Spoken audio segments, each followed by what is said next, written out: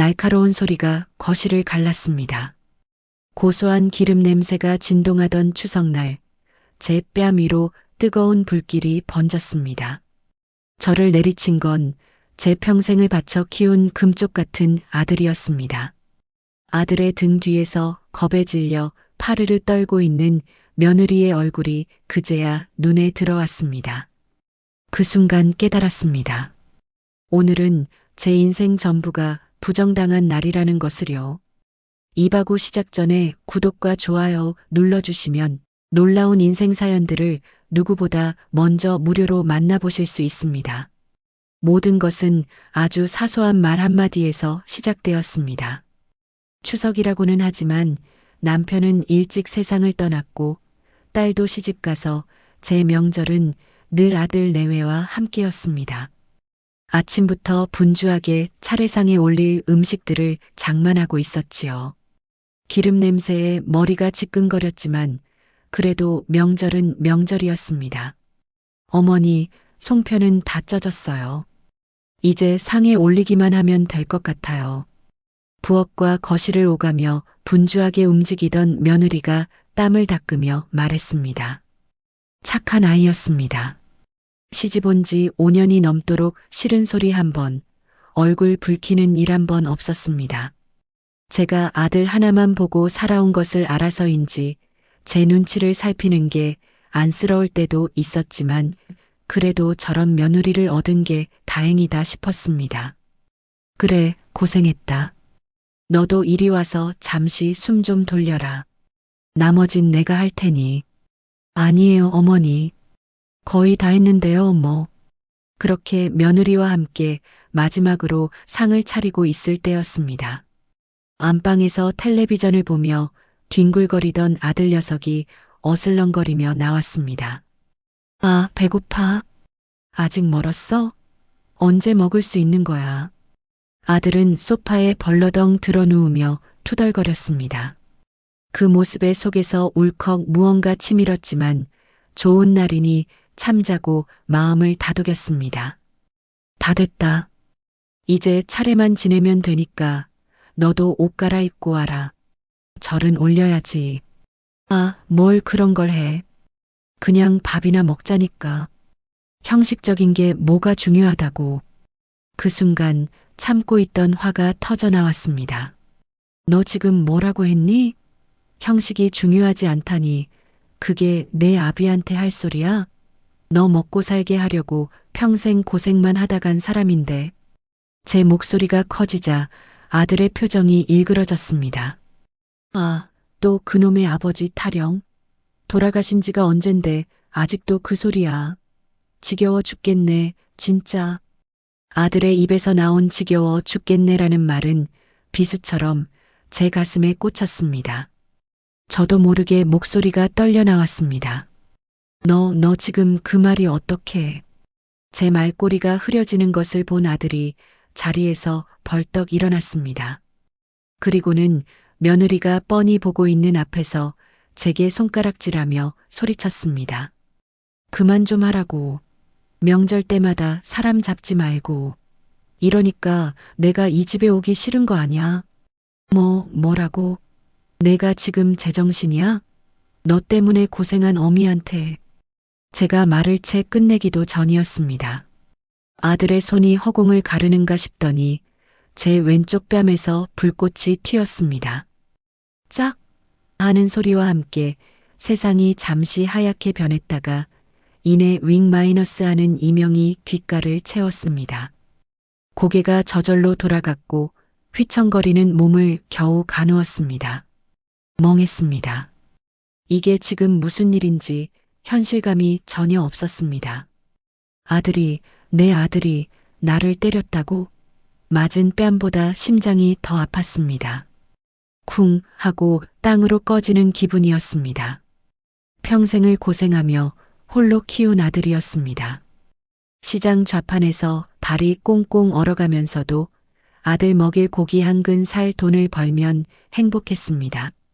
남들 다 보내는 학원 한 번 못 보내줘서 미안했고 대학 등록금 때문에 적금을 깨면서도 아들 앞에서는 맘 편히 공부나 하라고 큰 소리쳤습니다.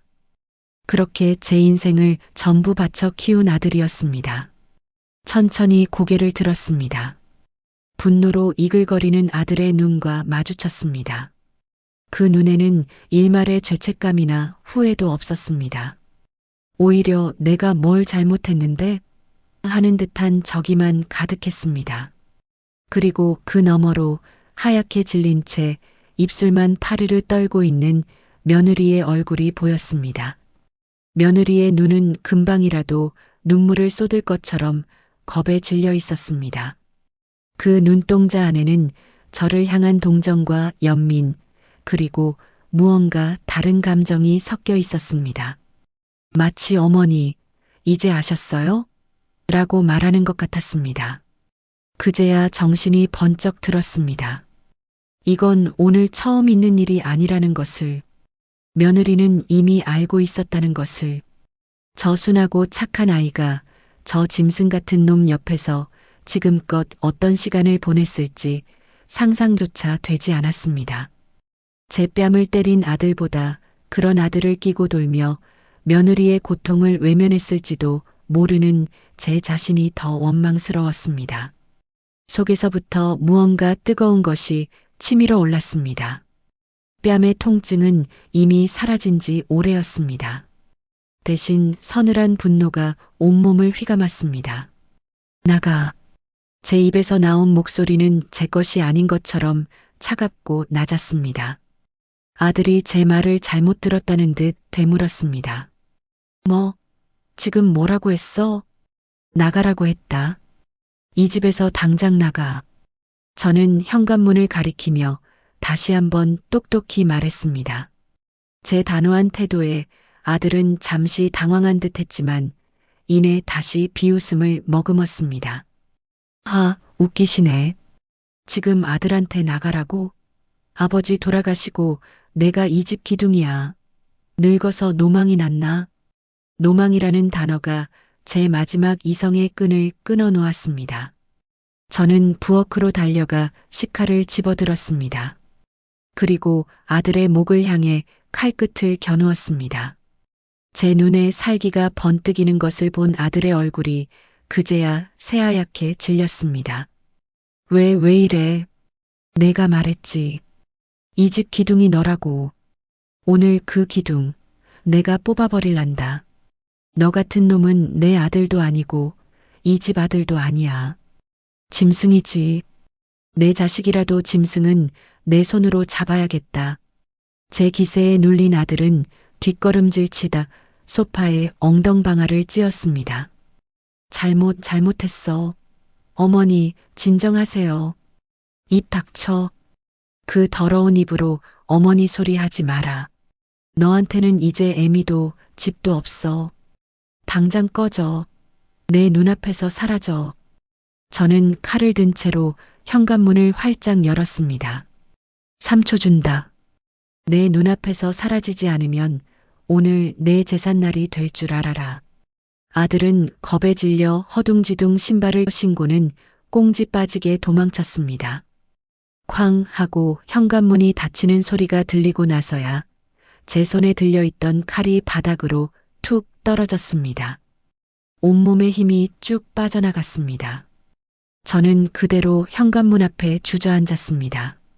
눈물조차 나오지 않았습니다. 멍하니 허공을 바라보았습니다. 평생을 바쳐 쌓아 올린 탑이 한순간에 무너져 내린 기분이었습니다. 내가 뭘 잘못한 걸까? 대체 어디서부터 잘못된 걸까? 수십 번, 수백 번을 자문했지만 답을 찾을 수 없었습니다. 아들이 쫓겨나간 현관문은 굳게 닫혀 있었지만 제 마음의 문은 산산조각 난 채 활짝 열려 있었습니다. 그 틈으로 지난 60년 세월의 후회와 원망, 알 수 없는 죄책감이 찬바람처럼 밀려들어왔습니다. 얼마나 울었을까요? 눈물샘이 다 말라버렸는지 더는 눈물도 나오지 않았습니다. 텅 빈 거실에는 정성껏 차린 차례상이 무색하게 놓여 있었고 그 위로 환하게 웃고 있는 남편의 영정 사진만이 저를 내려다보고 있었습니다. 여보, 내가 뭘 잘못한 거요? 내가 우리 아들을 어떻게 키운 거요? 사진 속 남편에게 끝없이 물었지만 돌아오는 답은 없었습니다. 그때였습니다. 제 어깨를 조심스럽게 감싸는 손길이 느껴졌습니다. 며느리였습니다. 녀석은 제 곁에 쪼그려 앉아 따뜻한 물 한 잔을 건넸습니다. 김이 모락모락 피어오르는 찻잔을 보니 얼어붙었던 몸이 조금은 녹는 듯 했습니다. 어머니, 일단 이거라도 좀 드세요. 속이 좀 풀리실 거예요. 저는 말없이 찻잔을 받아들었습니다. 찻잔을 든 손이 사시나무 떨듯 떨렸습니다. 그런 제 손을 며느리가 자신의 두 손으로 꼭 감싸쥐었습니다. 며느리의 손은 저보다 더 차갑고 가늘게 떨리고 있었습니다. 이 아이도 지금 제정신이 아닐 터였습니다. 남편이라는 작자가 제 어미 뺨을 때리고 칼부림까지 나며 쫓겨났는데 온전할 리가 없지요. 괜찮다, 나는 괜찮아. 너야말로 놀라지 않았느냐? 어서 들어가서 좀 쉬거라. 제 말에 며느리는 고개를 저었습니다. 그리고는 한참을 망설이다 결심한 듯 입을 열었습니다. 어머니, 오늘 일 처음이 아니에요. 뭐? 남편 아니, 그 사람. 저한테도 손 찍어만 적 여러 번 있었어요. 며느리의 입에서 나온 말은 또 다른 망치가 되어 제 뒤통수를 내리치는 것 같았습니다. 숨이 턱 막혔습니다. 내 아들이, 밖에서는 얌전하고 예의 바른 내 아들이 자기 아내에게 손찌검을 했다고? 그게 무슨 소리냐? 저놈이 너를 때렸다는 말이냐? 제 목소리는 심하게 갈라져 나왔습니다. 며느리는 더 이상 참을 수 없다는 듯 그렁그렁 맺혀있던 눈물을 쏟아내기 시작했습니다. 그동안 꾹꾹 눌러왔던 서름이 한꺼번에 터져나온 듯 아이는 여린 어깨를 들썩이며 오랫동안 울었습니다. 저는 아무 말도 할 수 없었습니다. 그저 우는 아이의 등을 쓸어주는 것밖에는 할 수 있는 일이 없었습니다. 한참을 울던 며느리가 겨우 울음을 그치고 입을 열었습니다. 그 목소리는 물기에 젖어 잘게 떨리고 있었습니다. 결혼하고 얼마 안 돼서부터였어요. 처음에는 그냥 물건을 던지는 정도였어요. 자기 화를 못 이기면 리모컨이나 책 같은 걸 벽에 던졌어요. 저는 그냥 욱하는 성격이려니 저한테만 안 그러면 된다고 생각했어요. 그런데 시간이 지날수록 그 대상이 저로 바뀌더라고요. 며느리의 고백은 충격적이었습니다. 아들은 사소한 일로 트집을 잡아 며느리를 몰아세웠다고 합니다. 국이 짜다, 방이 더럽다, 왜 자기 전화를 바로 받지 않았냐는 등 이유는 셀 수도 없었습니다. 처음에는 고함을 치고 욕설을 퍼붓는 수준이었지만 어느 날부터는 며느리의 팔을 밀치거나 어깨를 거칠게 잡아 흔들기 시작했다고 합니다. 한 번은 제가 너무 무서워서 왜 이러냐고 제발 그만하라고 소리쳤어요. 그랬더니 제 머리채를 잡고 벽으로 밀어붙였어요. 내가 뭘 잘했다고 소리를 질러 하면서요. 너무 놀라서 숨도 제대로 못 쉬었어요. 그 눈빛을 잊을 수가 없어요. 제가 알던 그 사람이 아니었어요. 며느리의 입술이 파랗게 질려 있었습니다. 그날의 공포가 다시 떠오르는 듯 했습니다. 저는 할 말을 잃었습니다. 제가 아는 아들은 그런 놈이 아니었습니다. 어릴 때부터 순하고 말수도 적었습니다. 친구들과 싸우는 일도 거의 없었고 오히려 당하고 들어오는 날이 많아 속상할 정도였습니다. 그런 아들이 자기 아내의 머리채를 잡고 벽으로 밀어붙였다니 도저히 믿을 수가 없었습니다. 거짓말이지? 내 아들이 그랬을 리가 없어. 내가 뭔가 오해한 거겠지. 저도 모르게 아들을 변호하는 말이 튀어나왔습니다. 그 말을 내뱉는 순간 아차 싶었습니다. 며느리의 눈에 스치는 깊은 절망감을 보았기 때문입니다. 며느리는 힘없이 웃으며 말했습니다. 그럴 줄 알았어요. 어머니는 안 믿으실 줄 알았어요. 저도 처음엔 믿지 않았으니까요. 제가 사랑해서 결혼한 남자가 저렇게 변할 수 있다는 걸요. 며느리는 잠시 숨을 골랐습니다. 더 심한 이야기도 많은데 어머니가 충격받으실까봐. 해봐라. 다 들어야겠다. 내 아들이 대체 어떤 놈인지 내 눈으로 똑똑히 보고 귀로 똑똑히 들어야겠어. 하나도 빼놓지 말고 다 말해보거라. 제 단호한 말에 며느리는 눈을 질끈 감았습니다. 그리고 다시 입을 열었습니다. 돈 문제도 심했어요. 월급은 꼬박꼬박 저한테 맡겼지만 언제부턴가 자꾸 돈을 달라는 횟수가 늘어났어요. 처음에는 친구들 경조사다, 회사 회식이다 해서 몇십만 원씩 가져갔는데 액수가 점점 커졌어요. 나중에는 몇백만 원 단위로 달라고 하더라고요. 그래서 줬느냐? 처음 몇 번은 드렸죠. 남편이 하는 일에 필요하다고 하는데 어떻게 안 줘요? 그런데 이상했어요. 돈을 가져가고 며칠 뒤면 또 달라고 하고 어디에 썼냐고 물어보면 화부터 냈어요. 남자가 사회생활 하다 보면 돈 쓸 일이 많은 거지. 여자가 뭘 안다고 꼬치꼬치 캐물어. 하면서요. 며느리의 말은 계속 이어졌습니다. 아들은 며느리가 돈을 주지 않으려 하면 집안 물건을 부수며 협박했고 심지어는 며느리 지갑에 손을 대기도 했다고 합니다. 며느리는 생활비가 모자라 친정에 손을 벌린 적도 여러 번이라고 했습니다. 친정 부모님께는 차마 남편이 돈을 가져갔다고 말할 수 없어서 그냥 제가 아프다. 생활비가 좀 모자란다. 둘러댔어요.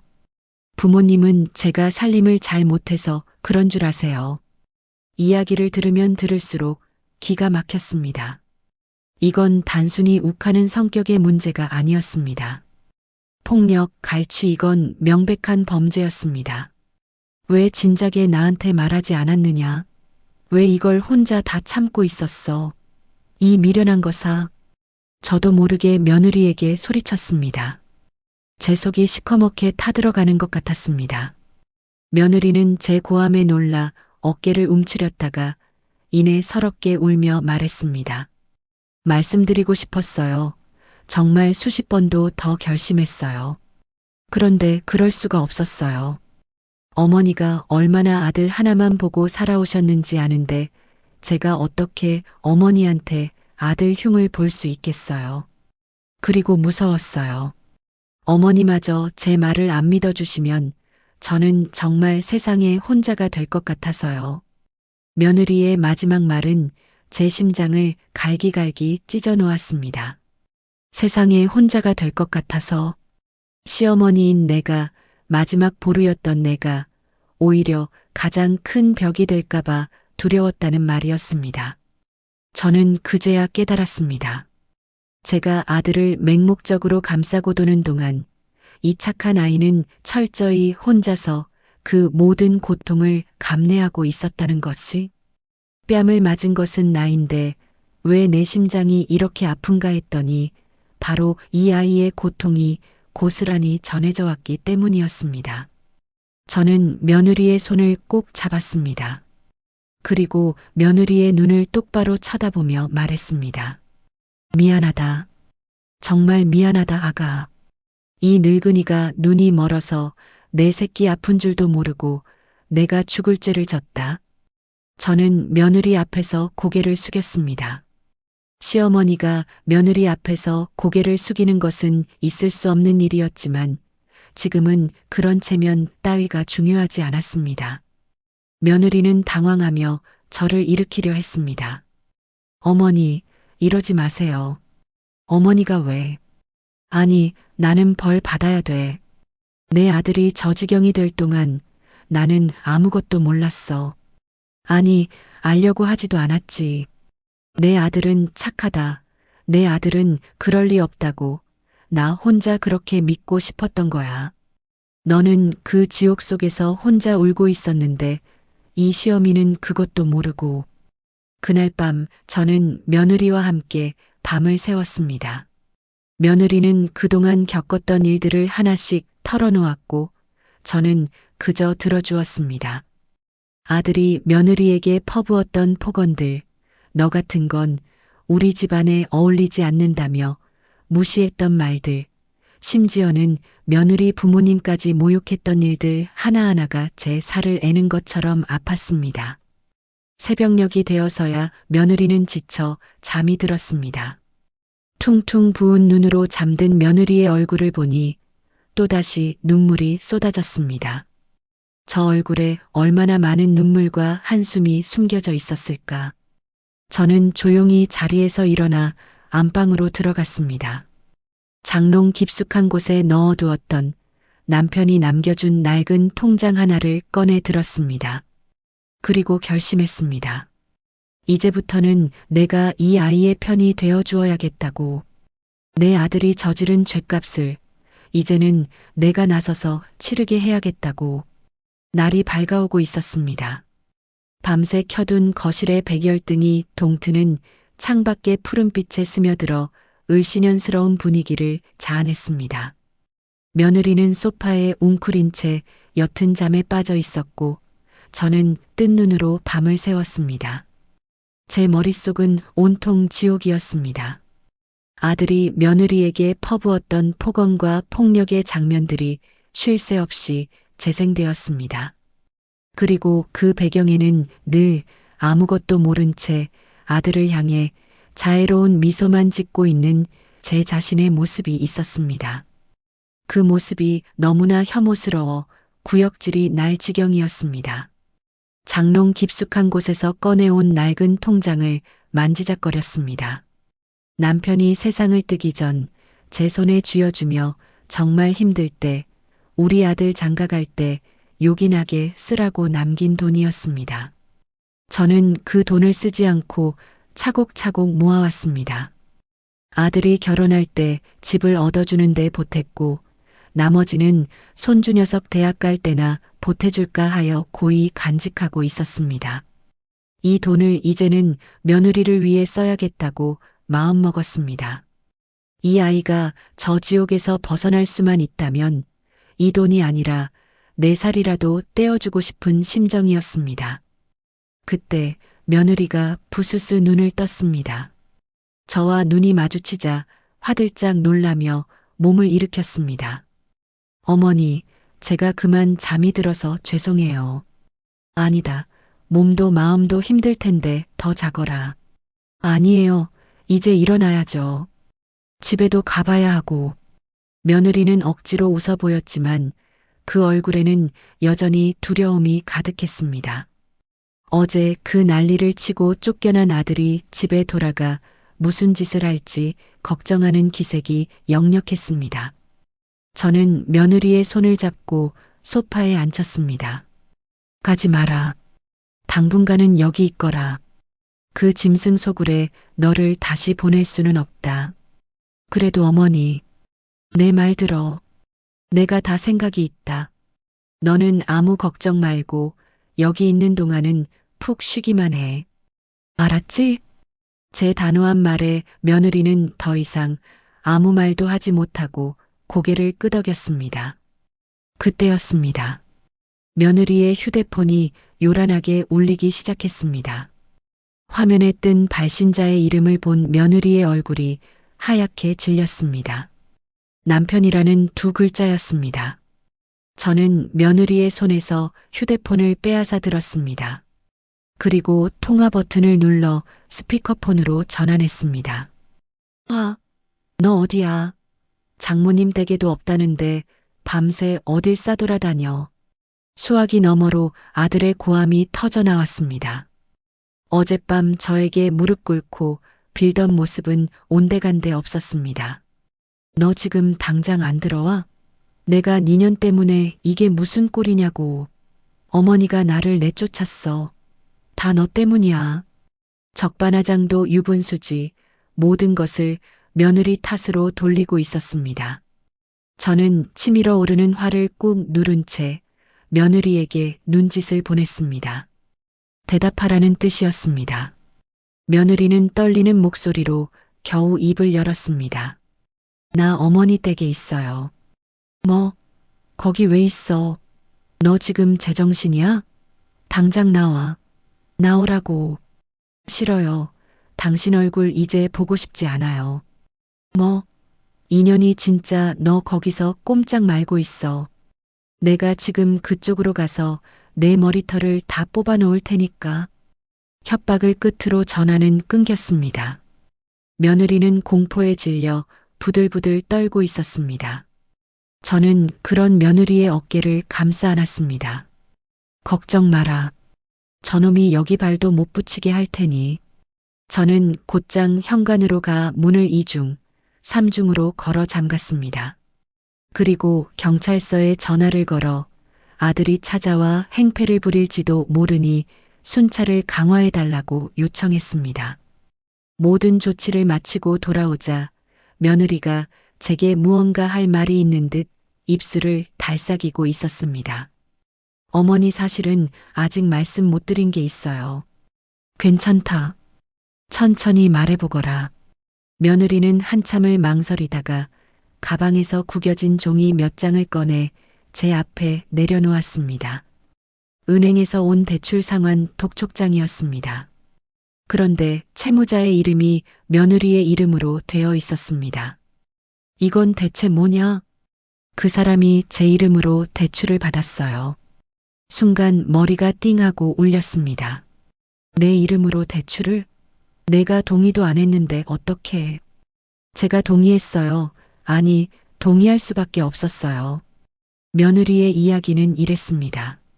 몇 달 전 아들이 사업 자금이 급하게 필요하다며 며느리에게 대출을 받아달라고 부탁했다고 합니다. 자신의 신용등급으로는 한도가 나오지 않는다며 딱 한 달만 쓰고 바로 갚겠다고 사정을 했다는 겁니다. 며느리는 처음에는 거절했지만 아들은 매일같이 며느리를 들들 볶았습니다. 우리가 남이냐? 부부 사이에 이 정도도 못 해주냐? 며 소리를 지르고 너 때문에 내 인생이 망하게 생겼다. 며 집안 물건을 집어 던지며 위협했습니다. 하루는 제가 끝까지 안 된다고 버텼어요. 그랬더니 제 앞에 무릎을 꿇더라고요. 자기가 죽는 꼴 보고 싶으냐면서 이번 한 번만 도와주면 평생 은인으로 모시고 살겠다고 빌었어요. 그렇게까지 나오는데 차마 거절할 수가 없었어요. 결국 며느리는 아들의 손에 이끌려 은행에 가서 자신의 이름으로 5천만 원을 대출받았다고 합니다. 하지만 아들은 약속과 달리 돈을 갚지 않았고 이자는 눈덩이처럼 불어나기 시작했습니다. 독촉장이 날아오기 시작하자 며느리는 아들에게 따졌지만 돌아오는 것은 폭언뿐이었습니다. 그까짓 돈 몇 푼 가지고 쪼잔하게 군다면서 오히려 저를 이상한 사람으로 몰았어요. 자기가 알아서 할 테니 신경 끄라고요. 그런데 아무리 기다려도 해결될 기미가 보이지 않았어요. 며느리는 불안한 마음에 몰래 아들의 행적을 쫓기 시작했다고 합니다. 그리고 충격적인 사실을 알게 되었습니다. 아들이 말한 사업은 애초에 존재하지도 않았습니다. 아들은 그 돈을 전부 도박으로 탕진하고 있었습니다. 도박이라고? 네, 상습적이었어요. 제가 아는 것만 해도 몇 년은 된 것 같아요. 월급날만 되면 돈이 사라졌고 제 돈에 손을 댄 것도 다 도박 때문이었어요. 그 사람은 도박에 미쳐 있었어요. 그 순간 지난 세월의 모든 조각들이 한 번에 맞춰지는 기분이었습니다. 아들이 시도 때도 없이 돈을 요구했던 것, 월급을 받아도 늘 돈이 없다며 쩔쩔맸던 것, 비싼 시계나 옷을 샀다가 며칠 뒤에 사라지곤 했던 것. 저는 그저 아들이 씀씀이가 해프거나 친구들 사이에서 허세를 부리는 것이라고만 생각했습니다.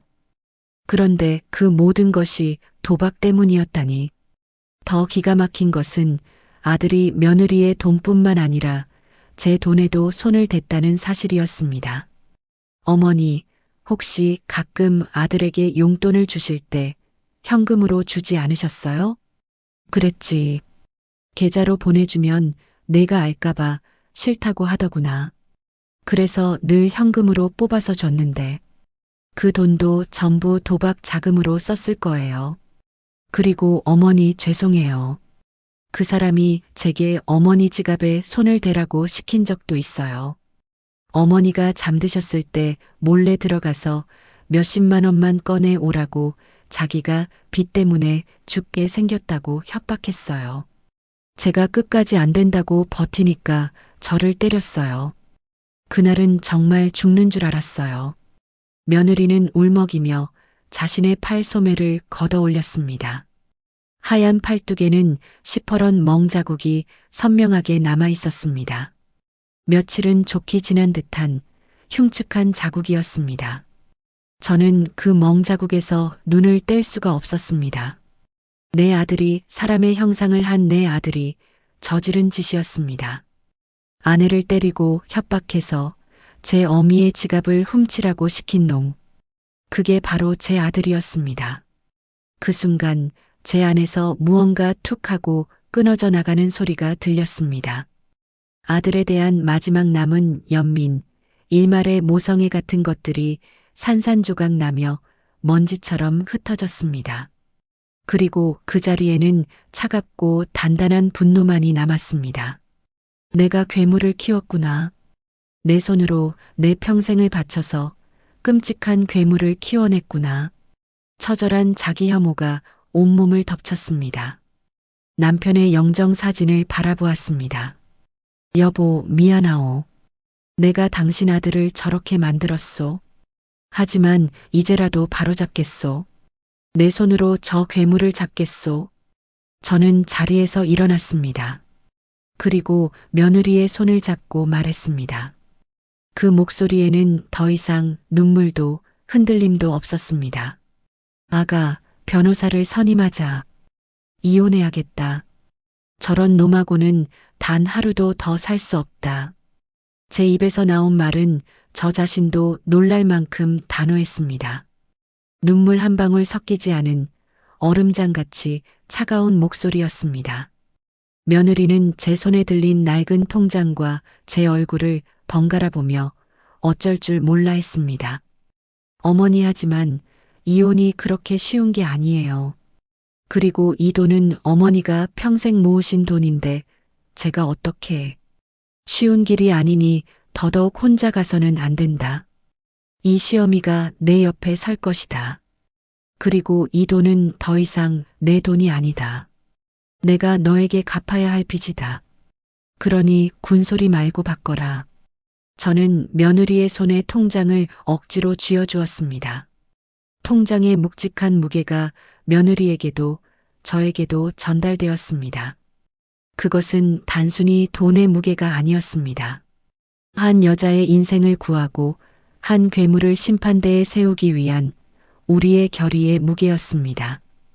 그날 오후 우리는 집 근처에서 가장 유능하다는 이혼 전문 변호사를 찾아갔습니다. 상담실에 마주 앉아 며느리가 그간 겪었던 일들을 털어놓기 시작하자 저는 차마 고개를 들 수가 없었습니다. 아들의 폭언, 폭행, 도박, 그리고 며느리 명의로 받은 대출 이야기까지 제3자의 입을 통해 듣는 내 아들의 만행은 한편의 막장 드라마보다 더 지독하고 끔찍했습니다. 이야기를 다 들은 변호사는 안경을 고쳤으며 차분하게 말했습니다. 상황이 매우 심각하군요. 하지만 아드님의 유책 사유가 명백하기 때문에 이혼 소송 자체는 어렵지 않을 겁니다. 폭행 사실을 입증할 진단서나 사진, 폭언이 담긴 녹취, 그리고 도박빚과 대출 관련 자료들이 결정적인 증거가 될 겁니다. 변호사의 말에 며느리가 힘없이 고개를 저었습니다. 진단서는 없어요. 맞고 나서 병원에 갈 생각도 못했고 무서워서 그냥 혼자 약 바르고 참았어요. 녹취도 할 엄두를 못 냈고요. 그 말에 가슴이 철렁 내려앉았습니다. 증거가 없다면 어떻게 그놈의 죗값을 묻는단 말인가. 하지만 변호사는 의외로 담담했습니다. 괜찮습니다. 지금부터 모으면 됩니다. 앞으로 남편분과 통화할 때는 무조건 녹음 버튼을 누르십시오. 폭력적인 언행을 유도할 필요는 없지만 과거의 폭행이나 도박 사실에 대해 언급하며 시인하는 발언을 받아내는 것이 중요합니다. 그리고 혹시라도 다시 폭력을 행사한다면 이번에는 절대 참지 말고 즉시 112에 신고하고 병원에 가서 상해진단서를 발급받으셔야 합니다. 변호사는 앞으로 우리가 해야 할 일들을 차근차근 알려주었습니다. 증거 수집 방법부터 재산 분할, 위자료 청구, 그리고 며느리 명의의 대출금을 아들에게 떠넘기는 방법까지 법이라는 것이 이렇게 차갑고 명료한 것인 줄 처음 알았습니다. 그 차가움이 지금 저에게는 유일한 희망이었습니다. 상담을 마치고 변호사 사무실을 나오자 찬 바람이 얼굴을 때렸습니다. 며느리는 여전히 불안한 기색이었습니다. 어머니, 제가 잘할 수 있을까요? 그 사람 목소리만 들어도 심장이 떨리는데 저는 그런 며느리의 손을 꽉 잡았습니다. 혼자가 아니지 않느냐? 내가 있다. 그리고 이제는 우리가 을이 아니다. 법이 우리의 무기가 되어줄 것이다. 그러니 더 이상 떨지 마라. 이제부터는 저놈이 떨어야 할 차례다. 집으로 돌아온 우리는 마치 전쟁을 앞둔 장수처럼 작전 계획을 세우기 시작했습니다. 우선 며느리는 당분간 저희 집에서 지내기로 했습니다. 아들의 접근을 원천적으로 차단하기 위해서였습니다. 그리고 변호사의 조언대로 아들과의 모든 통화 내용을 녹음하기 시작했습니다. 아니나 다를까 그날 저녁부터 아들에게서 전화가 빗발치기 시작했습니다. 처음에는 회유였습니다.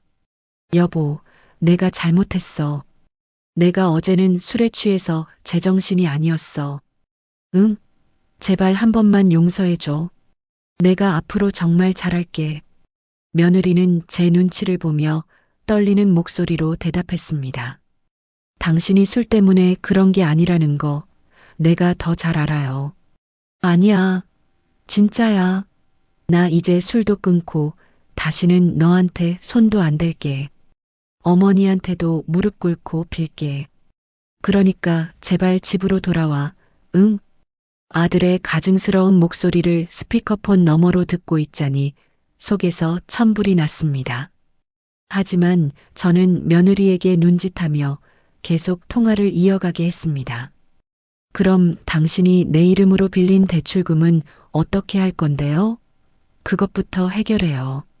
아, 그거야 내가 알아서 다 갚는다니까. 걱정하지 마. 그것 때문에 그래. 내가 금방 해결할게. 어떻게요? 또 어디서 돈이라도 빌리게요? 아니면 또 도박이라도 해서 한탕 하려고요? 며느리의 입에서 도박이라는 단어가 나오자 아들의 목소리가 순간 차갑게 변했습니다. 너 지금 그걸 어떻게 알았어? 누가 너한테 그런 소리를 했어? 내가 모를 줄 알았어요? 당신이 내 돈, 우리 생활비까지 다 가져다가 도박판에 쏟아부은 거 내가 다 알아요. 이게 진짜야. 너 누구한테 그딴 소리 듣고 와서 짓거리는 거야. 어머니가 그러디? 그 노인네가 쓸데없는 소리 한 거야? 아들은 다시 본색을 드러냈습니다. 저를 노인네라고 칭하며 온갖 막말을 쏟아내기 시작했습니다. 며느리와의 통화는 그렇게 10분 넘게 이어졌고 그 내용은 고스란히 녹음되었습니다. 그것이 우리의 첫 번째 무기였습니다. 며칠이 지났습니다. 며느리가 집에 돌아오지 않고 연락도 피하자 아들은 점점 더 난폭해졌습니다. 하루에도 수십 통씩 전화를 걸어 욕설과 협박을 퍼부었고 집 앞으로 찾아와 문을 두드리며 행패를 부리기도 했습니다. 그때마다 우리는 조용히 경찰에 신고했고 경찰이 출동한 기록은 차곡차곡 쌓여갔습니다. 그러던 어느 날 며느리가 제게 조심스럽게 말했습니다. 어머니, 그 사람 서재에 제가 예전에 사준 금고가 하나 있어요. 혹시 거기에 뭔가 있지 않을까요? 금고, 네. 자기는 중요한 서류들을 보관하는 곳이라고 했는데 저한테는 절대 열어보지 못하게 했어요. 비밀번호도 저한테는 알려주지 않았고요. 그 말을 듣는 순간 직감적으로 그 안에 무언가 결정적인 것이 들어있을 거라는 생각이 들었습니다. 하지만 어떻게 그 금고를 열 수 있을까? 아들이 없는 틈을 타 집에 몰래 들어간다고 해도 비밀번호를 알지 못하면 무용지물이었습니다. 그때 제 머릿속에 한 가지 생각이 스쳐 지나갔습니다. 아가, 혹시 내 생일이나 결혼기념일 아니면 아들 녀석 생일 같은 걸로 비밀번호를 해놓지는 않았을까? 글쎄요, 그 사람은 그런 거 잘 기억 못하는 사람이라. 아니, 오히려 그런 사람이 더 단순한 번호를 쓸 수 있다. 한번 생각해 보거라. 저놈이 가장 중요하게 생각하는 숫자, 혹은 가장 집착하는 숫자가 뭐였는지. 제 말에 며느리는 한참을 고민하더니 하고 작은 탄성을 질렀습니다. 어머니, 혹시 며느리가 말한 숫자는 뜻밖에도 아들이 아주 어릴 적 살았던 옛날 집의 번지수였습니다. 아들은 유독 어릴 적 이야기를 자주 했고 특히 돈 문제로 쪼들릴 때마다 그때는 가난했지만 행복했다는 말을 입버릇처럼 했다고 합니다. 혹시나 하는 마음에 우리는 그 번지수를 기억해 두었습니다. 그리고 며칠 뒤 아들이 지방으로 출장을 간다는 소식을 듣게 되었습니다. 기회는 이때다 싶었습니다. 저희는 만반의 준비를 하고 아들의 집으로 향했습니다. 며느리가 가지고 있던 비상 열쇠로 문을 열고 들어선 집은 난장판이었습니다. 술병과 담배꽁초가 어지럽게 널려 있었고 음식물 쓰레기에서는 악취가 진동했습니다. 우리는 곧장 서재로 향했습니다. 책장 한편에 놓인 작은 금고가 눈에 들어왔습니다. 심장이 쿵쾅거리기 시작했습니다. 며느리가 떨리는 손으로 우리가 예상했던 옛날 집 번지수를 눌렀습니다. 삑, 삑, 삑, 삑 그리고 찰칵 하는 소리와 함께 금고 문이 열렸습니다. 금고 안에는 서류 몇 뭉치와 통장 여러 개가 들어 있었습니다. 우리는 숨을 죽인 채 서류들을 살펴보기 시작했습니다. 그리고 그 내용을 확인하는 순간 저희는 경악을 금치 못했습니다. 금고 안에는 아들이 여러 사람에게 돈을 빌리며 작성한 차용증들이 가득했습니다. 액수는 적게는 몇백만 원에서 많게는 수천만 원에 달했습니다. 그리고 그 중에는 제 이름으로 위조된 차용증도 있었습니다. 제가 아들에게 5천만 원을 빌려주었다는 제 도장까지 버젓이 찍힌 가짜 차용증이었습니다. 아마도 다른 사람들에게 돈을 빌릴 때 어머니에게 이만큼의 능력이 있으니 곧 갚을 수 있다며 안심시키기 위한 용도였을 겁니다. 이게 저는 손을 부들부들 떨었습니다. 아들이 저를 어떻게 생각했는지 그 가짜 차용증 한 장이 모든 것을 말해주고 있었습니다. 저는 그저 아들의 돈줄, 그 이상도 이하도 아니었던 겁니다. 하지만 진짜 충격은 따로 있었습니다. 금고 가장 깊숙한 곳에서 며느리 명의로 된 생명보험 증서가 나왔습니다. 수익자는 남편인 제 아들로 되어 있었습니다. 월 납입액만 해도 수십만 원에 달하는 사망 시 수억 원의 보험금이 지급되는 상품이었습니다. 며느리는 그 보험의 존재 자체를 모르고 있었습니다. 저는 이런 보험에 가입한 적이 없어요. 이게 대체... 그 순간 온몸의 피가 차갑게 식는 것 같았습니다. 도박에 미쳐 아내의 이름으로 빚을 내고 심지어 아내 몰래 아내를 피보험자로 하는 거기에 생명보험까지 들어놓은 남편. 이것이 의미하는 바는 단 하나였습니다. 저는 보험 증서를 든 채 힘없이 주저앉은 며느리의 어깨를 붙잡았습니다. 그리고 나지막이 하지만 분명하게 말했습니다. 아가, 이건 단순한 이혼 소송으로 끝낼 일이 아니다. 이건 천벌을 내려야 할 일이야. 며느리 명의로 된 생명보험 증서. 그것은 단순한 종이 쪼가리가 아니었습니다. 그것은 제 아들이 더 이상 인간이 아님을 증명하는 괴물의 낙인이었습니다. 저는 그 서늘한 증거를 손에 든 채 한참을 움직일 수 없었습니다. 제 아들이 제 품에서 태어나 제 젖을 물고 자란 아들이 아내의 목숨을 담보로 돈을 꿈꾸는 악마가 되어 있었습니다. 슬픔이나 분노 같은 감정은 이미 사치였습니다. 남은 것은 오직 하나, 이 짐승을 어떻게 내 손으로 직접 단죄할 것인가 하는 차가운 계획뿐이었습니다. 다음 날 우리는 곧장 변호사를 다시 찾아갔습니다.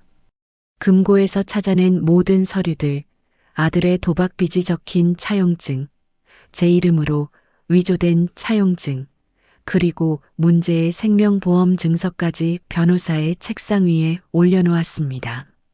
서류들을 하나씩 훑어보던 변호사의 표정이 점점 더 심각해졌습니다. 이건 보통 심각한 문제가 아니군요. 특히 이 생명보험은 남편분이 아내분 모르게 가입시킨 것이 확실한가요? 네, 변호사님. 저는 이런 보험이 있는 줄도 몰랐어요. 며느리가 떨리는 목소리로 대답했습니다. 변호사는 깊은 한숨을 내쉬며 말했습니다. 물론 이것만으로 살인 의도가 있었다고 단정하기는 어렵습니다. 하지만 상습적인 가정폭력과 도박빚, 그리고 아내 몰래 가입한 거액의 생명보험, 이 세 가지가 합쳐지면 재판부에서 남편분의 비정상적인 의도를 충분히 의심할 수 있습니다. 이것은 이혼 소송을 넘어 형사 고소까지 고려해야 할 사안입니다. 형사 고소라면 저놈을 감옥에 보낼 수도 있다는 말씀이십니까?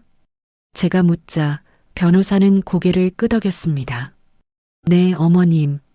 상습 폭행, 사문서 위조, 그리고 보험 사기 미수까지도 엮을 수 있습니다. 물론 쉽지 않은 싸움이 되겠지만 증거가 명백하다면 불가능한 일도 아닙니다. 그 말을 듣는 순간 제 마음은 확고해졌습니다. 단순한 이혼으로 저놈을 사회에 풀어놓을 수는 없었습니다. 저 괴물은 격리되어야 했습니다. 그게 저놈에게 고통받은 며느리를 위한 길이고 또 다른 피해자가 나오는 것을 막는 유일한 길이었습니다. 그렇게 해주십시오, 변호사님. 저놈을 반드시 법의 심판대에 세워주십시오. 돈이 얼마가 들든 상관없습니다. 그날 이후 우리의 전쟁은 본격적으로 시작되었습니다. 변호사는 증거의 완벽함을 위해 몇 가지 추가적인 자료들을 요청했습니다. 첫째, 아들의 카드 사용 내역이었습니다. 아들이 주로 어느 지역에서 어느 시간대에 돈을 썼는지를 파악하면 그의 도박 패턴을 유추할 수 있다는 것이었습니다. 며느리는 아들의 공인인증서를 가지고 있었지만 비밀번호를 알지 못했습니다. 하지만 며느리는 포기하지 않았습니다. 남편이 과거에 사용했던 비밀번호들, 의미 있는 숫자들을 조합하며 밤새도록 컴퓨터 앞에 매달렸습니다. 그리고 마침내 며느리는 비밀번호를 알아내는데 성공했습니다. 아들이 자신 명의의 대출금을 처음 받은 날짜였습니다. 그놈에게는 그날이 꽤나 의미 있는 날이었나 봅니다. 아들의 카드 내역은 충격 그 자체였습니다. 월급날만 되면 강원도 정선이나 서울 외곽의 불법 경마장 근처 ATM에서 거액의 현금이 인출된 기록이 수두룩했습니다. 심지어 유흥주점이나 안마시술소에서 법인카드가 아닌 개인카드로 수백만 원을 쓴 내역도 발견되었습니다. 가정에는 생활비 한 푼 제대로 가져다 주지 않으면서 밖에서는 그렇게 흥청망청 돈을 쓰고 다녔던 겁니다. 둘째, 주변인들의 증언 확보였습니다. 변호사는 아들의 직장 동료나 친구들에게서 도박 사실이나 폭력적인 성향에 대한 증언을 얻어낼 수 있다면 재판에서 매우 유리할 것이라고 조언했습니다. 이건 정말 어려운 일이었습니다. 누가 제 아들의 셔츠를 벗기는 일에 선뜻 나서겠습니까? 며느리는 망설였습니다. 하지만 저는 단호했습니다. 아가, 부끄러워할 것은 우리가 아니다. 저놈의 실체를 만천하에 알려야 한다. 그래야 저놈이 다시는 고개를 들고 살 수 없게 되는 것이다. 저는 며느리를 데리고 아들의 가장 친한 친구라는 사람을 찾아갔습니다. 처음에는 완강히 부인하던 그 친구도 제가 눈물을 글썽이며 내 아들이 지금 사람 구실을 못하고 있네. 이대로 두면 정말 큰일이 날 것 같아서 그래. 제발 자네가 아는 것만이라도 말해주게. 라고 매달리자 마지못해 입을 열었습니다. 아주머니 죄송합니다. 사실 민준이 도박에 빠진 지는 꽤 됐어요. 처음에는 그냥 재미로 시작했는데 어느 순간부터 액수가 커지더라고요. 저희가 말려도 소용없었어요. 오히려 저희한테 돈을 빌려달라고 손을 벌리기 시작했고요. 안 빌려주면 욕을 하고 그래서 요즘은 저희도 잘 안 만나요. 친구의 증언을 통해 아들이 주변 사람들에게까지 돈을 빌리러 다녔다는 사실을 알게 되었습니다.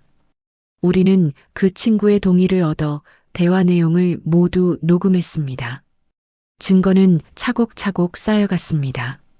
아들의 폭언이 담긴 수십 개의 녹취 파일, 멍든 며느리의 팔사진, 며느리 몰래 가입한 생명보험증서, 위조된 차용증, 도박장 근처에서 인출된 카드 내역 친구의 증언까지. 칼자루는 이제 완벽하게 우리의 손에 들어왔습니다. 그 과정에서 며느리는 놀랍도록 강해졌습니다. 처음에는 아들의 목소리만 들어도 사시나무 떨듯 떨던 아이가 이제는 당당하게 아들의 거짓말을 받아치고 원하는 답변을 유도해냈습니다.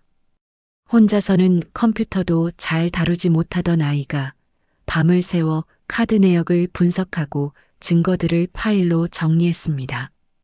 두려움과 슬픔에 잠식되었던 눈빛은 이제 총명함과 단단한 의지로 빛나고 있었습니다.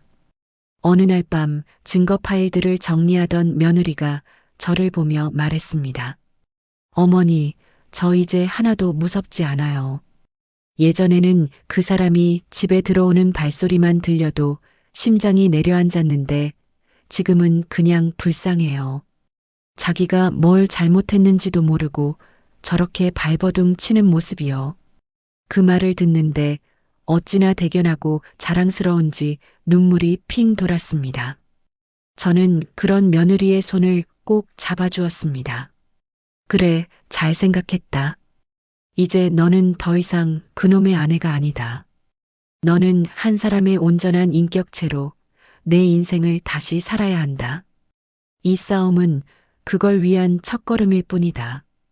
우리는 모든 증거 수집을 마치고 변호사를 통해 아들에게 이혼 소장과 형사 고소장을 동시에 보냈습니다. 아마 그 서류를 받아든 순간 아들은 자신의 인생이 끝났음을 직감했을 겁니다. 며칠 뒤 아들에게서 전화가 걸려왔습니다. 스피커폰 너머로 들려오는 아들의 목소리는 분노와 당혹감으로 심하게 떨리고 있었습니다. 어머니, 지금 이게 다 어머니가 시킨 짓이죠?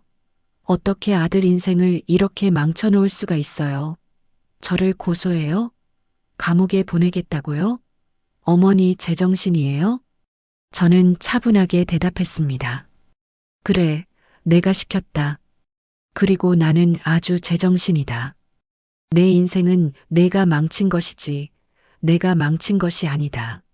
나는 그저 내가 저지른 죗값을 치르게 하려는 것뿐이다. 어머니, 그리고 다시는 나를 어머니라 부르지 마라. 나는 너 같은 짐승을 아들로 둔 적이 없다. 법정에서 보자꾸나. 전화를 끊는 순간 기나긴 어둠의 터널 끝에서 마침내 한 줄기 빛이 보이는 듯 했습니다. 심판의 날이 다가오고 있었습니다. 저는 두렵지 않았습니다. 오히려 그날이 기다려졌습니다. 제가 만든 괴물을 제 손으로 직접 심판대에 세우는 그날을 말입니다. 법원으로 향하는 길은 멀고도 험했습니다. 살면서 죄짓고는 못 산다는 말을 입버릇처럼 했는데 내 아들의 죗값을 묻기 위해 법원을 드나들게 될 줄은 꿈에도 몰랐습니다. 차창 밖으로 스치는 풍경들이 낯설게만 느껴졌습니다. 옆자리에 앉은 며느리는 굳은 표정으로 입을 꾹 다문 채 말이 없었습니다. 그 조그만 어깨에 얼마나 무거운 짐이 올려져 있을까 생각하니 또다시 가슴이 미어졌습니다. 저는 아이의 손을 말없이 꽉 잡아주었습니다. 아이는 제 손을 마주 잡으며 희미하게 웃어 보였습니다. 그 미소에서 저는 괜찮다는 무언의 위로를 받았습니다. 우리는 더 이상 약자가 아니었습니다. 첫 재판은 소송이 아닌 조정 절차로 진행되었습니다. 판사님과 조정위원들이 양측의 이야기를 들어보고 합의를 유도하는 자리라고 변호사는 설명했습니다. 법정 안은 생각보다 좁고 답답했습니다. 맞은편에 앉은 아들의 얼굴을 마주하는 순간 숨이 턱 막혔습니다. 며칠 못 본 사이에 녀석의 얼굴은 반쪽이 되어 있었습니다. 퀭한 눈, 거칠어진 피부, 초조하게 다리를 떠는 모습까지 일말의 동정심이라도 생길 법했지만 제 마음은 얼음장처럼 차가웠습니다. 저 모습은 자신의 잘못을 뉘우치는 자의 모습이 아니라 모든 것을 잃게 될까봐 두려워하는 짐승의 모습일 뿐이었습니다. 아들은 변호사까지 대동하고 나타났습니다. 뻔뻔하기 짝이 없었습니다. 조정위원이 먼저 입을 열었습니다. 양측의 입장은 소장을 통해 잘 확인했습니다. 아내 측에서는 남편의 상습적인 폭행과 도박 그리고 경제적 무책임을 이유로 이혼을 요구하셨고 남편 측에서는 대부분의 사실을 부인하고 계십니다. 원만하게 합의할 의향은 없으신지요? 그 말에 아들의 변호사가 먼저 나섰습니다. 저희 의뢰인은 이혼할 의사가 전혀 없습니다. 아내분을 사랑하고 가정을 지키고 싶은 마음뿐입니다. 물론 부부 사이에 약간의 다툼은 있었지만 아내분께서 주장하시는 상습적인 폭행은 사실무근입니다. 감정이 격해져서 언성이 높아진 적은 있으나 손찌검을 한 적은 결코 없습니다. 기가 막혔습니다. 저렇게 뻔뻔한 거짓말을 얼굴색 하나 변하지 않고 할 수 있다니. 우리 측 변호사가 즉시 반박했습니다. 사실무근이라니요. 여기 피해자의 팔에 남은 선명한 멍 자국 사진이 있습니다. 그리고 피고인이 다시는 손찌검하지 않겠다고 스스로 시인하는 내용이 담긴 녹취 파일도 있습니다. 이것도 거짓이라고 하시겠습니까? 변호사가 증거들을 제시하자 아들의 얼굴이 순간 굳어졌습니다.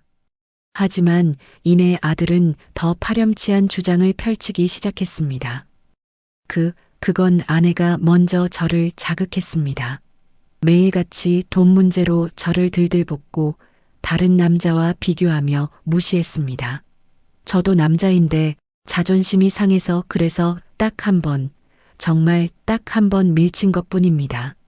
그리고 녹취는 아내가 악의적으로 제 말을 편집하고 유도한 겁니다.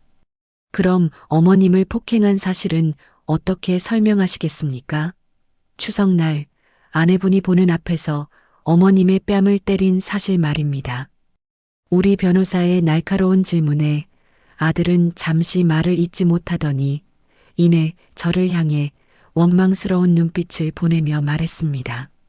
그건 저희 어머니가 요즘 자꾸 깜빡깜빡하시고 했던 말을 또 하시고 사실 치매 초기 증상이 좀 있으십니다. 그날도 제가 하지도 않은 말을 했다고 우기시면서 저를 몰아붙이시길래 정신 좀 차리시라고 정말 가볍게 어깨를 붙잡았을 뿐입니다. 결코 뺨을 때린 적은 없습니다. 그 순간 법정 안의 모든 공기가 얼어붙는 것 같았습니다. 저놈이 지금 뭐라고 짓거린 건가? 자기 어미를 치매 환자로 몰아가고 있었습니다. 살아남기 위해 제 어미에게 치매라는 낙인을 찍으려 하고 있었습니다. 저는 온몸의 피가 거꾸로 솟는 것을 느꼈습니다. 저는 자리에서 벌떡 일어나 소리쳤습니다. 내 이놈, 내가 그러고도 인간이냐? 이 애미를 치매 환자로 만들어? 하늘이 무섭지도 않으냐? 어머니, 진정하세요. 변호사가 저를 말렸지만 소용없었습니다. 제 눈에서는 불이 뿜어져 나오는 것 같았습니다. 조정위원은 법정 소란을 이유로 제게 퇴정을 명하려 했습니다. 그때 제가 품속에서 무언가를 꺼내 들었습니다. 제가 다니는 병원에서 발급받은 정신과 소견서였습니다. 거기에는 우울증 및 불면 증세는 보이나 인지 능력 및 기억력은 정상 수준임이라고 선명하게 적혀 있었습니다. 재판장님, 아니 조정위원님, 저놈의 말이 사실인지 제 말이 사실인지 이 서류를 한번 봐주십시오. 제가 멀쩡한 정신으로 이 자리에 섰는지 아니면 저놈의 말대로 노망난 늙은이인지 판단해 주십시오. 제 행동에 법정안은 술렁였습니다. 우리 변호사조차 예상치 못한 행동이었습니다. 조정위원은 잠시 당황하더니 서기에게 소견서를 건네받아 읽어보았습니다. 그리고는 아들을 향해 차가운 목소리로 물었습니다. 피고인, 어머니가 정상적인 인지 능력을 가지고 있다는 병원 소견서가 제출되었습니다. 그런데도 어머니가 치매 증상이 있다고 주장하는 이유가 무엇입니까? 아들은 새파랗게 질린 얼굴로 아무 말도 하지 못했습니다. 그저 입술만 달싹일 뿐이었습니다. 그때 제가 다시 입을 열었습니다. 이번에는 차분하고 또렷한 목소리였습니다. 존경하는 위원님, 저는 오늘 한 사람의 어머니로서가 아니라 한 명의 피해자이자 증인으로서 이 자리에 섰습니다. 제 아들, 저기 앉아있는 저 짐승은 제 뺨을 때렸습니다. 자신의 아내가 보는 앞에서 자신의 늙은 어미의 뺨을 힘껏 내리쳤습니다. 그뿐만이 아닙니다. 저는 자리에서 일어나 증인석으로 걸어 나갔습니다. 그리고 판사와 조정위원, 그리고 방청석에 앉은 모든 사람들이 들을 수 있도록 똑똑히 말했습니다. 저놈은 상습적인 도박꾼입니다. 아내의 돈을 갈취하고 제 지갑에도 손을 댔습니다. 아내의 이름으로 거액의 대출을 받아 도박으로 탕진했고 심지어는 아내 몰래 아내의 목숨을 담보로 한 생명보험까지 들어놓았습니다. 이것이 제가 키운 아들의 실체입니다. 제 증언이 이어지는 동안 법정안은 물을 끼얹은 듯 조용했습니다. 아들은 고개를 푹 숙인 채 쥐구멍이라도 찾고 싶은 표정이었습니다. 그의 변호사조차 더 이상 아무런 변론도 하지 못했습니다. 저는 오늘 제 아들에게 사형을 선고하러 이 자리에 왔습니다. 물론 법이 정한 사형이 아닙니다. 제 마음속에서 저놈을 아들의 자리에서 영원히 끌어내리는 사회적 사형을 선고하러 왔습니다. 부디 저 짐승이 다시는 사회에 나와 다른 사람을 해치지 못하도록 엄중한 법의 심판을 내려주시길 간곡히 부탁드립니다. 증언을 마친 저는 자리로 돌아와 조용히 앉았습니다. 모든 힘이 다 빠져나간 기분이었지만 이상하게도 마음은 편안했습니다. 내가 할 일은 다 했다는 생각이 들었습니다. 결국 그날 조정은 결렬되었습니다. 아들 측에서 우리의 요구 조건을 도저히 받아들일 수 없다고 버텼기 때문입니다. 하지만 상관없었습니다. 우리는 처음부터 합의 따위는 원하지 않았습니다. 우리는 정식 재판을 통해 저놈의 모든 죄를 낱낱이 밝히고 법이 내릴 수 있는 가장 무거운 처벌을 받게 할 작정이었습니다. 법정을 나오자 며느리가 제 손을 꼭 잡으며 말했습니다. 어머니, 오늘 정말 멋있으셨어요.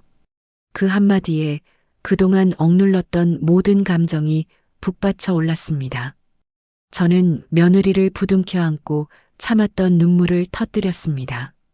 그것은 슬픔의 눈물이 아니었습니다. 거대한 산을 하나 넘었다는 안도감과 서로에 대한 믿음이 만들어낸 뜨거운 감동의 눈물이었습니다. 아직 싸움은 끝나지 않았습니다. 하지만 저는 확신할 수 있었습니다. 우리는 반드시 이길 것이라고. 그리고 저 괴물은 자신의 죄에 대한 대가를 반드시 치르게 될 것이라고 말입니다. 조정 절차가 결렬된 후 우리의 싸움은 정식 재판으로 넘어갔습니다. 몇 번의 변론 기일이 더 열렸고 법정은 보이지 않는 전쟁터와 같았습니다. 우리는 그동안 모아온 무기들을 하나씩 꺼내 들었습니다. 아들의 폭언이 담긴 녹취 파일이 법정 안에 울려 퍼질 때 방청석에서는 작은 탄식이 터져 나왔습니다. 며느리의 팔에 남은 멍 자국 사진이 스크린에 클로즈업 되었을 때 아들은 고개를 푹 숙인 채 차마 화면을 보지 못했습니다. 우리가 제출한 증거는 산처럼 쌓여갔습니다. 도박장 주변에서 거액의 현금을 인출한 수십 건의 카드 내역, 아들의 도박 사실을 증언하는 친구의 녹취록, 그리고 제 이름으로 위조된 차용증과 며느리 몰래 가입한 생명보험 장서까지. 변호사는 이 모든 증거들을 바탕으로 제 아들이 얼마나 파렴치하고 폭력적인 사람인지, 가정을 지킬 의사도 능력도 없는 파탄자인지를 조목조목 밝혔습니다. 궁지에 몰린 아들은 최후의 발악을 했습니다. 자신의 변호사를 통해 며느리가 결혼 전부터 사치가 심했고 가정에 소홀했으며 외도를 의심할 만한 정황도 있었다는 식의 말도 안 되는 주장을 펼쳤습니다.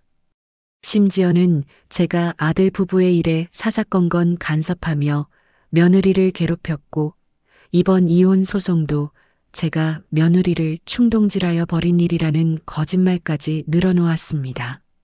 하지만 그의 주장은 아무런 증거도 없는 공허한 외침일 뿐이었습니다. 오히려 그런 뻔뻔한 거짓말들은 재판부의 눈살을 찌푸리게 만들 뿐이었습니다. 모든 변론이 끝나고 마침내 최종 판결을 내리는 날이 되었습니다. 법정으로 향하는 제 마음은 이상할 만큼 담담했습니다. 며느리 역시 전보다 훨씬 안정된 모습이었습니다. 우리는 그저 우리가 뿌린 씨앗의 결과를 확인하러 가는 농부의 심정이었습니다. 법정 안은 그 어느 때보다 무거운 침묵이 감돌았습니다. 잠시 후 판사가 자리에서 일어나 판결문을 읽어 내려가기 시작했습니다. 피고는 원고에게 혼인 파탄에 주된 책임이 있음을 인정하고 원고의 이혼 청구를 받아들인다. 두 사람은 이 시간부로 법적인 부부가 아님을 선고한다. 첫 문장이 떨어지는 순간 며느리는 저도 모르게 제 손을 꽉 잡았습니다. 눈가에 물기가 어리는 것이 느껴졌습니다. 판결은 계속되었습니다. 피고는 원고에게 혼인 파탄의 정신적 고통에 대한 위자료로 2억 원을 지급하라. 결코 적지 않은 금액이었습니다. 가정폭력의 심각성과 지속성을 재판부가 인정한 결과였습니다. 또한 혼인 기간 중 형성된 재산에 대하여 피고의 유책 사유와 재산 형성 기여도를 고려하여 아파트 등 부동산을 포함한 공동명의 재산은 원고에게 7, 피고에게 3의 비율로 분할하며 피고가 원고의 명의로 받은 대출금 5천만 원은 피고가 전액 상환할 것을 명한다. 재산 분할 판결이 내려지는 순간 아들의 입에서 흐억하는 바람 빠지는 소리가 들렸습니다. 자신의 명의로 된 재산은 거의 없었고 대부분의 재산이 부부 공동명의 혹은 며느리 명의로 되어 있었기에 저 판결은 아들에게 사형 선고나 다름없었습니다. 집도 재산도 심지어 빚까지 모두 자신이 떠안게 된 것이었습니다. 마지막으로 판사는 제가 별도로 제기한 형사고소건에 대해 언급했습니다. 피고인의 상습 폭행 및 사문서 위조 혐의에 대해서는 별도의 형사 재판을 진행할 것이며 재판부는 피고인에 대한 엄중한 처벌이 필요하다는 의견을 검찰에 전달하는 바이다. 모든 판결이 끝났습니다. 망치 소리가 땅, 땅, 땅 3번 울리고 우리의 길고 길었던 싸움은 막을 내렸습니다. 아들은 판결을 받아들일 수 없다는 듯 자리에 주저앉아 멍하니 허공만 바라보고 있었습니다. 모든 것을 잃은 자의 허망한 모습이었습니다. 법정을 나와서 차에 오르자마자 며느리는 제 품에 안겨 참았던 울음을 터뜨렸습니다. 그것은 기쁨의 눈물이었고 해방의 눈물이었습니다. 저는 그런 며느리의 등을 토닥이며 함께 울었습니다. 그날 저녁 집으로 돌아온 우리에게 한 통의 전화가 걸려왔습니다. 아들이었습니다. 그의 목소리는 완전히 무너져 있었습니다. 어머니, 제가 다 잘못했어요. 제발 한 번만 용서해 주세요. 이대로는 저 정말 죽어요. 어머니. 그의 목소리에는 눈물과 콧물이 뒤섞여 있었습니다. 하지만 제 마음은 조금도 흔들리지 않았습니다. 이제 와서 용서를 빈다고? 내가 정말 용서를 빌어야 할 사람은 내가 아니다. 내 아내였던 저 아이와 하늘에 계신 내 아비, 그리고 너 자신이다. 어머니, 제가 다 갚을게요. 위자료도 재산도 다 필요 없어요. 그냥 예전처럼 어머니 아들로 살게만 해주세요. 네. 아니, 나는 너 같은 아들을 둔 적이 없다. 너는 이제 내 아들이 아니다. 너는 내가 저지른 죄의 대가를 치러야 한다. 감옥에서든 아니면 평생을 빈털터리로 혼자 살아가면서든 뼈저리게 후회하고 반성하며 살아라. 그것이 내가 너에게 주는 마지막 잡이다. 다시는 연락하지 마라. 저는 그 말을 끝으로 매정하게 전화를 끊었습니다. 그리고 아들의 번호를 차단했습니다. 제 인생에서 아들이라는 존재를 완전히 지워버리는 순간이었습니다. 며칠 뒤 아들이 살던 집의 집기가 모두 빠져나갔다는 소식을 들었습니다. 경매로 넘어간 집을 처분하고 남은 돈으로 위자료와 빚의 일부를 갚았다고 했습니다. 그리고 아들은 남은 빚더미와 함께 어디론가 흔적도 없이 사라졌습니다. 직장도 잃고 가정도 잃고 재산도 잃고 부모까지 잃은 그는 이제 세상에 홀로 남겨졌습니다. 자신의 잘못이 무엇이었는지, 자신이 무엇을 잃었는지를 평생 곱씹으며 살아가야 할 겁니다. 모든 것이 끝났습니다. 길고 지독했던 싸움은 막을 내렸고 집에는 다시 평온이 찾아왔습니다. 하지만 그 평온은 예전의 그것과는 달랐습니다. 한바탕 폭풍이 휩쓸고 지나간 뒤의 고요함. 모든 것이 부서지고 뽑혀나간 자리에 그럼에도 불구하고 살아남은 것들이 서로를 보듬는 그런 처연하고도 단단한 평화였습니다. 아들은 제 인생에서 완전히 지워졌습니다. 처음 며칠은 잠을 자다가도 아들의 목소리가 들리는 듯해 벌떡 일어나곤 했습니다. 하지만 시간이 약이었을까요? 아니, 어쩌면 제 옆을 든든하게 지켜주는 며느리, 아니, 이제는 제 딸이 된 아이 덕분이었을 겁니다. 저는 차츰 안정을 되찾아갔습니다. 어느 날 아침 저는 아이를 불러 제 앞에 앉혔습니다. 그리고는 장롱 깊숙한 곳에 넣어두었던 제 결혼 반지와 남편이 남겨준 옷가락지를 꺼내 아이의 손에 쥐어주었습니다. 어머니, 이게 다 뭐예요? 이렇게 귀한 걸 저한테 왜? 아이는 당황하며 손사래를 쳤습니다. 저는 아이의 손을 꼭 잡고 말했습니다. 이제는 나를 어머니라 부르지 말거라. 네. 그냥 엄마라고 불러주면 안 되겠니? 내가 내 진짜 엄마가 되어주고 싶구나. 제 말에 아이의 눈동자가 세차게 흔들렸습니다. 금방이라도 눈물이 터질 것 같은 얼굴이었습니다. 그리고 너도 이제 더 이상 내 며느리가 아니다. 너는 내 딸이다. 그러니 이것들을 받는 것이 마땅하다. 세상 모든 엄마는 자기 딸이 좋은 것을 받고 행복하게 살기를 바라는 법이니까. 그 순간 아이는 제 품에 와락 안기며 뜨거운 눈물을 쏟아냈습니다. 저 역시 아이의 등을 토닥이며 함께 눈물을 흘렸습니다. 그 눈물은 더 이상 슬픔이나 한의 눈물이 아니었습니다. 새로운 가족이 탄생하는 것을 축복하는 따뜻하고 기쁜 눈물이었습니다. 그날 이후 우리는 진짜 엄마와 딸이 되었습니다. 아이는 저를 엄마라고 불렀고 저는 아이의 이름을 다정하게 불렀습니다. 어색했지만 그 어색함마저도 행복했습니다. 우리는 함께 장을 보고 음식을 만들고 저녁에는 나란히 앉아 텔레비전을 보았습니다. 여느 평범한 모녀와 다를 바 없는 일상이었습니다. 하지만 우리에게는 다른 모녀에게는 없는 특별한 유대감이 있었습니다. 우리는 같은 상처를 공유하고 같은 아픔을 겪어냈으며 같은 전쟁에서 함께 싸운 전우였습니다. 그래서 우리는 굳이 말하지 않아도 서로의 눈빛만으로도 마음을 읽을 수 있었습니다. 아이가 가끔 밤에 악몽을 꾸고 일어나면 저는 아이의 곁에 누워 가만히 등을 쓸어주었습니다. 그러면 아이는 금세 안정을 되찾고 다시 잠이 들곤 했습니다. 저 역시 남편과 아들에 대한 기억으로 가슴이 답답해질 때면 아이에게 털어놓았습니다. 그러면 아이는 제 손을 잡고 엄마 다 괜찮아. 이제는 우리 둘이 있잖아. 라고 말해주었습니다. 그 한마디가 제게는 그 어떤 약보다 더 큰 위로가 되었습니다. 우리는 함께 새로운 삶을 계획하기 시작했습니다. 아이는 다시 일을 시작하고 싶어 했습니다.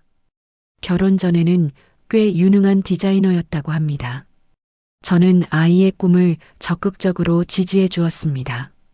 아이가 재판 과정에서 받은 재산과 제가 보태준 돈으로 우리는 작은 작업실 겸 사무실을 얻었습니다. 아이는 밤낮으로 일에 매달렸고 다시 자신의 이름으로 세상에 서기 위해 노력했습니다.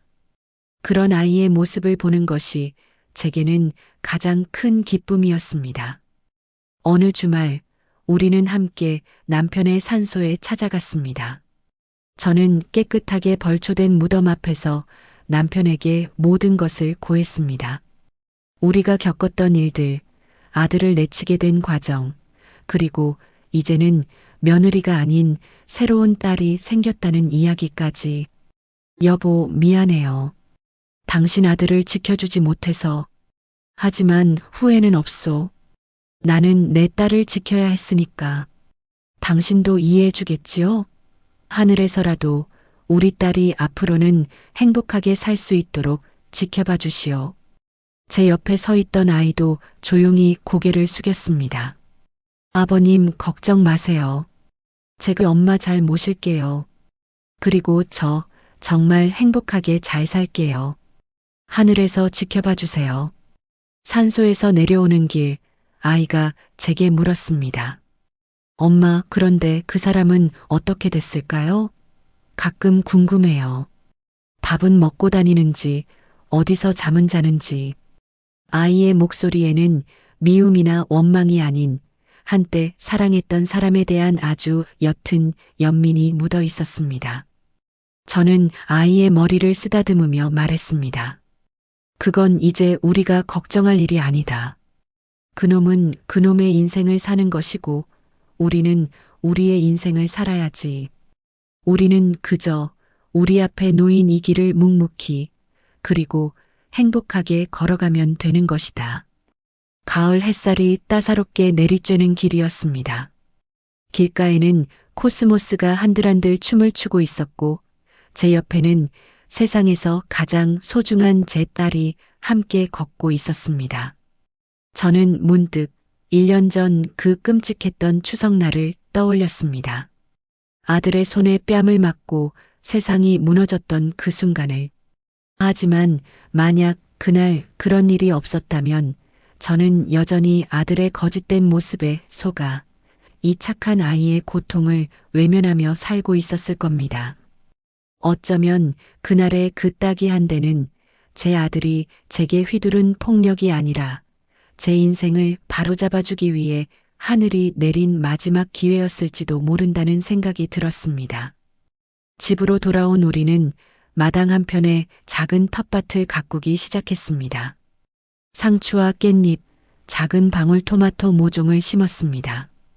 흙을 만지고 씨앗을 심고 물을 주며 우리는 새로운 희망을 심었습니다.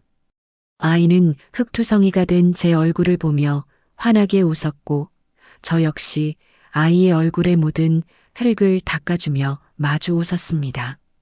그날 저녁 우리는 갓 따온 상추에 저녁을 쌈 먹으며 두런두런 이야기를 나누었습니다. 엄마, 나중에 우리 돈 많이 벌면 세계 여행 갈까요? 엄마 가보고 싶었던 곳 내가 다 데려가 줄게요. 오냐, 그러자. 그때까지 이 늙은이가 다리에 힘이 붙어 있어야 할 텐데. 그럼요. 내가 매일 엄마 다리 주물러 줄게요. 아이의 너스레에 우리는 한참을 함께 웃었습니다. 그날 찢어진 가족 사진은 다시 붙이지 않았습니다. 대신 우리는 활짝 웃는 두 사람의 사진을 그 자리에 새로 걸었습니다. 피는 섞이지 않았지만 그 어떤 모녀보다 더 서로를 아끼고 사랑하는 진짜 가족의 사진이었습니다. 여러분이라면 어떻게 하셨을까요? 평생을 바쳐 키운 자식이 괴물이 되어 나타났을 때 그 손을 잡고 함께 나락으로 떨어지시겠습니까? 아니면 아프더라도 그 손을 놓고 남겨진 다른 소중한 것을 지키시겠습니까? 저는 제 선택에 후회하지 않습니다. 때로는 버리는 것이 지키는 것이 될 수도 있다는 것을 저는 제 아픈 상처를 통해 배웠기 때문입니다. 그날 찢어진 편지는 다시 붙지 않았습니다. 하지만 저는 그 찢어진 편지 조각들로 더 아름다운 그림을 만들어가고 있습니다. 제 새로운 딸과 함께 말입니다. 오늘의 이바구는 여기까지입니다. 자신의 손으로 쌓아 올린 세상을 스스로 무너뜨려야 했던 한 어머니의 고통과 잿더미 속에서 다시 자기 삶의 주인이 된 한 여자의 성장을 통해 저는 진정한 내 편의 의미를 묻고 싶었습니다. 바라건대 이 이야기가 어딘가에서 홀로 아픔을 감내하고 계실 누군가에게 작은 위로와 함께 당신은 혼자가 아니다라는 따뜻한 연대의 메시지가 전해졌기를 바랍니다.